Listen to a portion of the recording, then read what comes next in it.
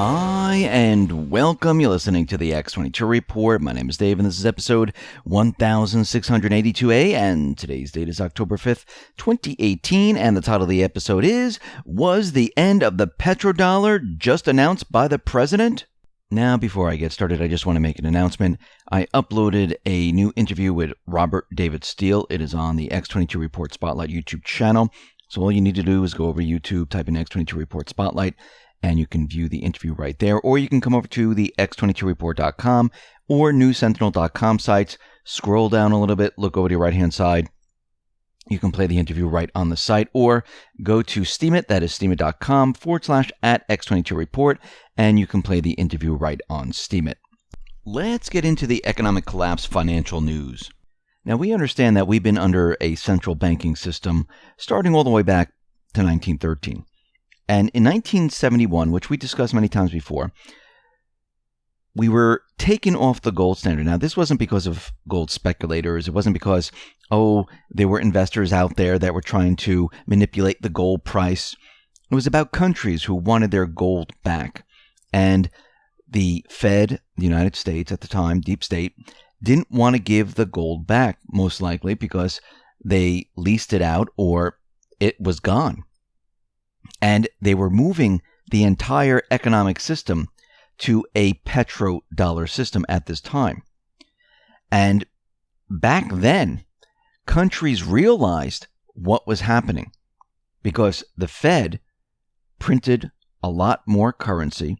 The government borrowed that currency and debt was being run up. Countries realized this and said, okay, wait a minute. We gave you a certain amount of gold and you weren't allowed to print more currency than there was gold. And this is the turning point. This is when the countries realized something was wrong. And what the central bankers did was they closed the gold window where countries were no longer allowed to repatriate their gold.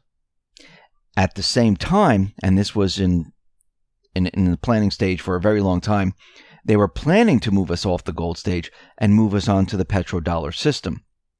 And this is why they made deals out in the Middle East where militarily we would protect certain countries like Saudi Arabia, Lebanon, Iraq, Libya, as long as they sold the oil using the dollar. This was the agreement. A couple reports ago, we mentioned that Trump made an announcement to Saudi Arabia saying, listen, maybe you should start paying for this protection. Now, this is very interesting because the deal was, going back in time with Henry Kissinger and the central bankers, that the United States, the deep state, would protect these countries. Now Trump is turning this all around, and that is a signal. Every time you hear these little tidbits like the troops are coming home from Syria, we're going to have peace in North Korea, we're going to make a new deal with Iran, Saudi Arabia should pay for their protection. He's letting the world know something is about to happen. And what that really means is that we're going to be doing the opposite of what the central bank deep state has been doing for a very long time. We're going to get into that a little bit more, but let's just go through what is happening out there in the world. Venezuela right now, they officially launched their oil-backed cryptocurrency. This is the El Petro, and they're going to be using this to sell their oil. And this is going to go live November 5th. And this El Petro cryptocurrency, it's going to be backed by oil, natural gas, diamonds, and gold. And we'll have to see how this plays out.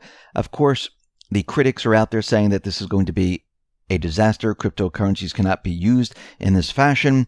So we're going to watch the whole thing go up in flames. Maybe, maybe not.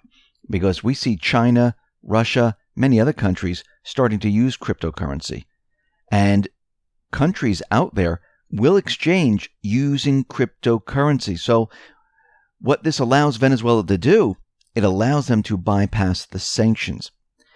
This is a very big thing because that means that countries are figuring, they've always figured out ways on how to get around sanctions by bartering using gold and other means.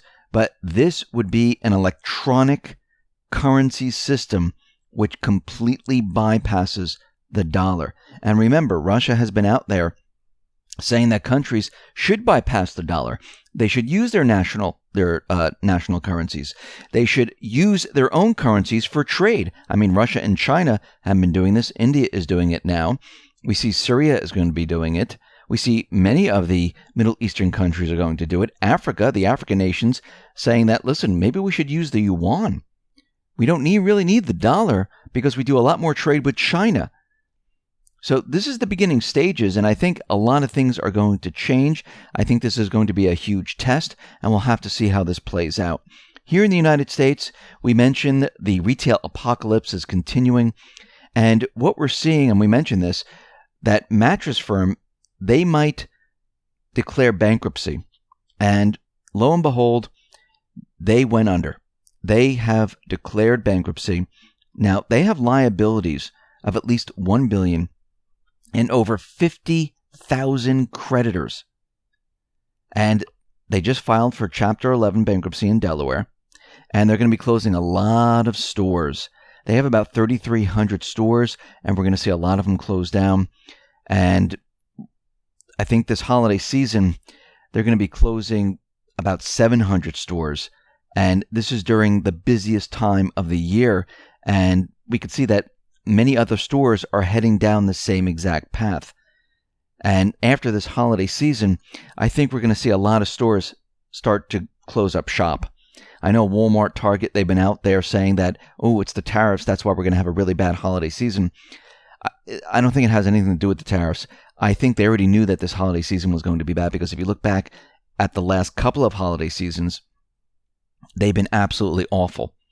And they continually try to cover it up with weather, online, and everything else, and now they're using tariffs. So we're going to see the economy continually decline. It's not getting better. Yes, the manipulated numbers like unemployment, where it came down to 3.7%. This is the lowest unemployment since 1969. Remember, this information is manipulated. It's manipulated on purpose. This is part of the plan. It's to make the economy look incredibly strong. Actually, the New York Fed is taking the opposite stance of what Trump and his administration are taking. The New York Fed is saying, listen, no, GDP is not going to be that great. We're starting to see the economy slow. We don't see anything in the 3s or 4s or 5s. We're seeing it around 2%, 2.27%, around that area. Now, I remember going back to the Obama administration, where the Fed was always telling us that GDP was going to be 3.5%, and they had to work the opposite way because it never reached that high. Trump, he manipulated the GDP numbers by $1 trillion. So he has the ability to make GDP look any way he wants. And we could see that the Fed, they're trying to counter this. And of course, why are they trying to counter this? They're countering it because they don't want everyone believing the economy is doing well, because it doesn't fit into their narrative. A strong, incredible economy with 3.7% unemployment, the stock market soaring, everything looking great, all of a sudden collapses? How is this possible under the Fed? It doesn't make sense. And they're trying to counter this any way they possibly can. Remember, inside the Fed or any of these countries or organizations, there's always good guys and bad guys. And I do believe that Powell, who's the head of the Fed, he is working with Trump, and there are other, Fed officials out there that are against what Powell is doing. They don't want to bring down the economy. They want it to come down, but they want it to make it look like Trump brought it down. They don't want to make it look like the Fed brought it down. So they're trying to counter this any way they possibly can. Now, going back to what Trump said about Saudi Arabia, saying maybe they should protect themselves, this is an indicator letting everyone know that he's getting ready to do away with the petrodollar. We already know that there is way too much debt. The IMF has been warning about this now. We know that the Biz has been warning about this now. Trump and the Patriots, they already know there is way too much debt. When Trump came into office, he was saying the stock market's a bubble, the housing market's a bubble, the debt is way too high. And when he came into office, everything switched around and everyone said, oh, look, he's a liar. This is ridiculous. No, this is part of the plan. He's using the ammunition of the central bank and the deep state against them because this was their manipulation policy. So he's using it against them. This way they can't call him out on destroying the economy. This is why we see the flip on what the economy is doing. But he understands that the petrodollar is not going to last. And like I said, that's why he has Andrew Jackson hanging on his wall, because he realizes we need to get rid of this system. And think about what he's been doing since he got into office. He got rid of the trade deals, got rid of the globalist trade deals. Actually, he made a remark at the UN saying that the globalist system, it is dead. So he got rid of all of that. And he's been working on contradicting the Fed, where he's saying, oh, I thought Powell was going to be an easy money Fed. I didn't know he was going to be an interest rate Fed. Of course he did. This is part of the plan. Say the opposite of what you want to happen. Just like with Sessions. Oh, he's not doing his job. He's not doing what he wants. What he's doing, he wants the mainstream media and the people out there to say, oh, the Fed, the Fed, the Fed, the Fed. And when the whole thing comes down, the Fed. He's doing the same exact type of strategy that he used on Sessions. This is what he does. He's already telling us, because he made that remark to Saudi Arabia, that the petrodollar is done. Saudi Arabia is going to have to protect itself.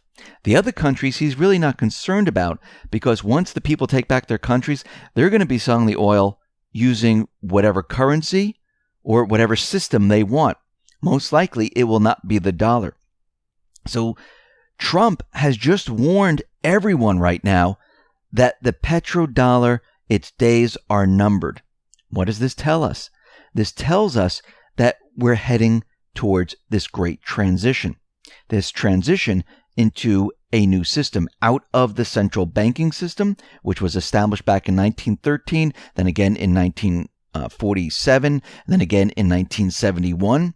Now we're coming out of this completely, and we're going to do away with this. This is why the IMF, the biz, this is why they're so nervous and afraid, and they're continually out there screaming, resist all of this.